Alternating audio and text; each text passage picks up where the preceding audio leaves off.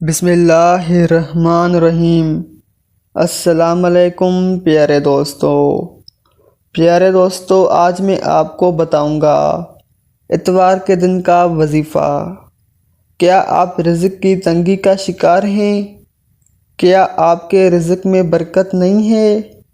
تو ہم آپ کو اتوار کے دن کا ایک ایسا وظیفہ بتائیں گے جس کے کرنے سے انشاءاللہ تعالی رزق میں برکت ہوگی اور غیب سے روزی پہنچے گی۔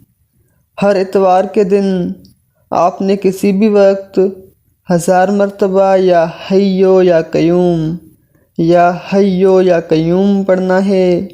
انشاءاللہ تعالی اس عمل کی برکت سے آپ کو رزق کی تنگی کا سامنا نہیں کرنا پڑے گا، آپ کا گھر خوشحالی سے بھر جائے گا۔